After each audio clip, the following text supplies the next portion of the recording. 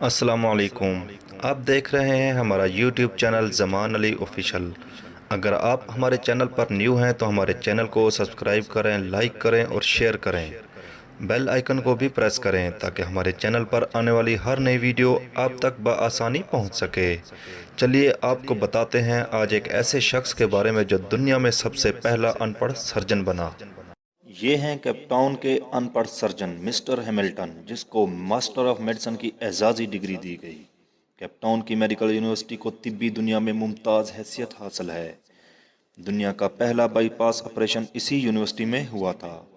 اس university نے چند سال پہلے ایک ایسے شخص کو ماسٹر آف میڈیسن کی اعزازی ڈگری سے نوازا جس نے زندگی میں کبھی سکول کا منہ تک نہیں دیکھا تھا، جو انگریزی کا ایک لفظ پڑھ سکتا تھا اور نہ ہی لکھ سکتا تھا، لیکن 2003 کی ایک صبح دنیا کے مشہور سرجن پروفیسر ڈیوڈ ڈینٹ نے یونیورسٹی کے ہال میں اعلان کیا کہ ہم آج ایک ایسے شخص کو میڈیسن کی اعزازی ڈگری دے رہے ہیں جس نے دنیا میں سب سے زیادہ سرجن پیدا کیے، جو ایک غیر معمولی استاد اور ایک حیران کن سرجن ہے جس نے میڈیکل سائنس اور انسانی دماغ کو حیران کر دیا۔ اس اعلان کے ساتھ ہی پروفیسر نے ہیملٹن کا نام لیا اور پورے ہال نے کھڑے ہو کر اس کا استقبال کیا۔ یہ اس یونیورسٹی کی تاریخ کا سب سے بڑا استقبال تھا۔ ہیملٹن کیپ ٹاؤن کے ایک دور دراز گاؤں سنٹانی میں پیدا ہوا۔ اس کے والدین چرواہے تھے۔ وہ بکری کی کھال پہنتا تھا اور پہاڑوں پر سارا دن ننگے پاؤں پھرتا تھا۔ بچپن میں اس کا والد بیمار ہو گیا، لہٰذا وہ بھیڑ بکریاں چھوڑ کر کیپ ٹاؤن آ گیا۔ ان دنوں کیپ ٹاؤن یونیورسٹی میں تعمیرات جاری تھیں۔ وہ یونیورسٹی میں مزدور بھرتی ہو گیا۔ اسے دن بھر کی محنت مشقت کے بعد جتنے پیسے ملتے تھے وہ یہ پیسے گھر بھجوا دیتا تھا اور خود چنے چبا کر کھلے گراؤنڈ میں سو جاتا تھا۔ وہ برسوں مزدور کی حیثیت سے کام کرتا رہا۔ تعمیرات کا سلسلہ ختم ہوا تو وہ یونیورسٹی میں مالی بھرتی ہو گیا۔ اسے ٹینس کورٹ کی گھاس کاٹنے کا کام ملا۔ وہ روز ٹینس کورٹ پہنچتا اور گھاس کاٹنا شروع کر دیتا۔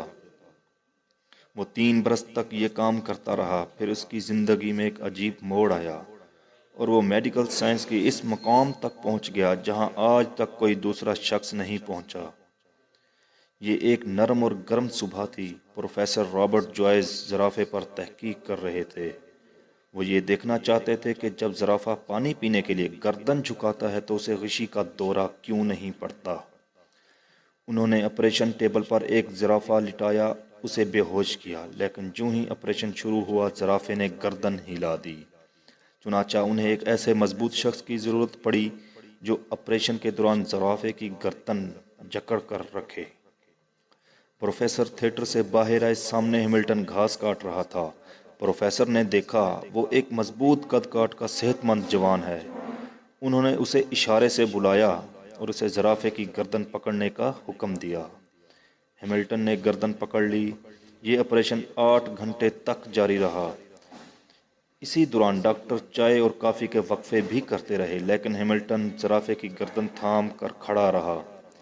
آپریشن ختم ہوا تو وہ چپ چاپ باہر نکلا اور جا کر گھاس کاٹنا شروع کر دی۔ دوسرے دن پروفیسر نے اسے دوبارہ بلا لیا۔ وہ آیا اور زرافے کی گردن پکڑ کر کھڑا ہو گیا۔ اس کے بعد یہ اس کی روٹین ہو گئی۔ وہ یونیورسٹی آتا، 8 سے 10 گھنٹے آپریشن تھیٹر میں جانوروں کو پکڑتا اور اس کے بعد ٹینس کورٹ کی گھاس کاٹنے لگتا۔ وہ کئی مہینے دوہرا کام کرتا رہا اور اس نے اس ڈیوٹی کا کسی قسم کا اضافی معاوضہ طلب کیا اور نہ ہی شکایت کی۔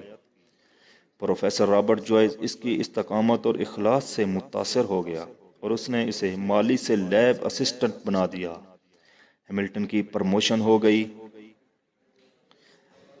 اب وہ یونیورسٹی آتا، آپریشن تھیٹر پہنچتا اور سرجنوں کی مدد کرتا۔ یہ سلسلہ بھی برسوں جاری رہا۔ 1958 میں اس کی زندگی میں دوسرا اہم موڑ آیا۔ اس سال ڈاکٹر برنارڈ یونیورسٹی آئے اور انہوں نے دل کی منتقلی کے آپریشن شروع کر دیے۔ ہیملٹن ان کا اسسٹنٹ بن گیا۔ وہ ڈاکٹر برنارڈ کے کام کو غور سے دیکھتا رہتا۔ ان آپریشنوں کے دوران وہ اسسٹنٹ سے ایڈیشنل سرجن بن گیا۔ اب ڈاکٹر آپریشن کرتے اور آپریشن کے بعد اسے ٹانکے لگانے کا فریضہ سونپ دیتے۔ وہ انتہائی شاندار ٹانکے لگاتا۔ اس کی انگلیوں میں صفائی اور تیزی تھی۔ اس نے ایک ایک دن میں 50 لوگوں کے ٹانکے لگائے۔ وہ آپریشن تھیٹر میں کام کرتے ہوئے سرجنوں سے زیادہ انسانی جسم کو سمجھنے لگا۔ چنانچہ بڑے ڈاکٹروں نے اسے جونیئر ڈاکٹروں کو سکھانے کی ذمہ داری سونپ دی۔